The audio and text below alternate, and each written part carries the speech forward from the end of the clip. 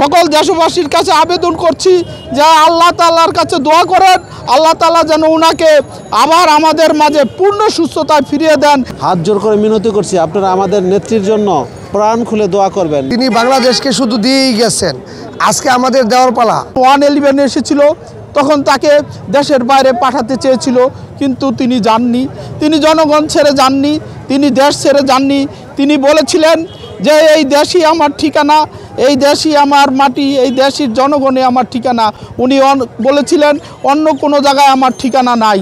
সবসময় দেশপ্রেমিক ছিলেন, দেশের জনগণের ভালোর জন্য সে আজীবন কাজ করে গেছেন।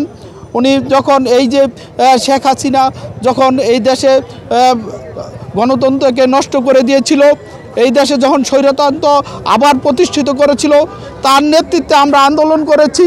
তিনি আমাদেরকে ছেড়ে একদিনের জন্য, এত অত্যাচারের পরও একদিনের জন্য দেশের বাইরে যাননি। উনি ইচ্ছা করলে দেশের বাইরে চলে যেতে পারতেন, তিনি ইচ্ছা করলে দেশের বাইরে গিয়ে আরাম আয়েসে থাকতে পারতেন আওয়ামী লীগের আমলে, কিন্তু তিনি সেই কাজটি করেননি। সকল দেশবাসীর কাছে আবেদন করছি যে আল্লাহ তাআলার কাছে দোয়া করেন, আল্লাহ তাআলা যেন ওনাকে আবার আমাদের মাঝে পূর্ণ সুস্থতায় ফিরিয়ে দেন। আসলে ভালোবাসাটা আসে মন থেকে, ভালোবাসা মুখের বিষয় না, এটা মনের বিষয়। আমরা যখন ছোট 1991 সালে যখন খালেদা জিয়া প্রথমবারের মতো প্রধানমন্ত্রী হয়, তখন মুন্সিগঞ্জ 3 আসনে আমাদের যে এমপি ছিল শামসুল ইসলাম, ওই আসনে একজন প্রার্থী মারা যাওয়ার কারণে ওই আসনে 15 দিন পরে ইলেকশন হয়েছিল। ওই আমাদের ওখানে একটা জনসভায় উনি গিয়েছিলেন। সেই জনসভায় ওনাকে আমি কাছ থেকে দেখতে পারছি এবং কথা বলতে পারছি। ওই থেকে যে মনের ভিতরে একটা ভালোবাসা জন্মেছে, সেই ভালোবাসা আজ পর্যন্ত বিরাজ করতেছে। আপনারা জানেন আমাদের এই মায়ের মতো নেত্রী বেগম খালেদা জিয়া 3বারের প্রধানমন্ত্রী ছিলেন। দেশের সর্বময় জনসাধারণ তাকে অত্যন্ত শ্রদ্ধা ভরে স্মরণ করে।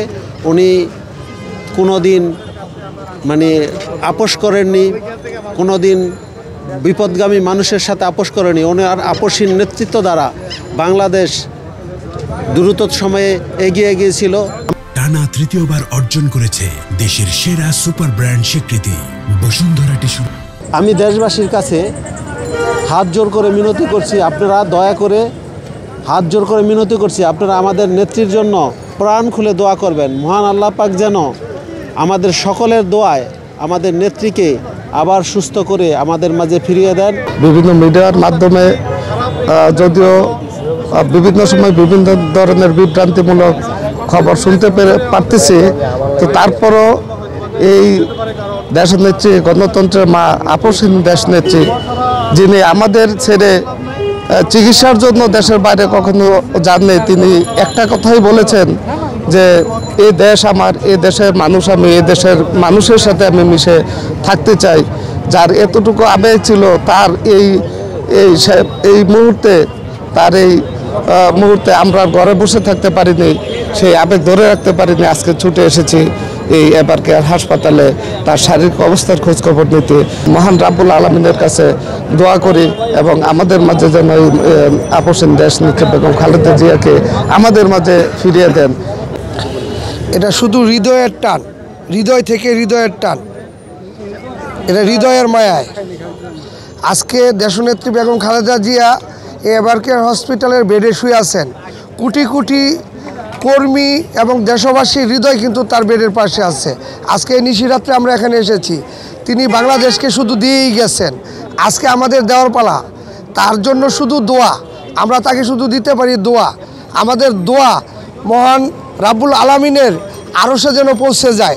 আমরা আমাদের হৃদয় খুলে শুধু দেশবাসীকে এটাই বলবো, আমিও দোয়া করতেছি, আপনারা সবাই দোয়া করবেন।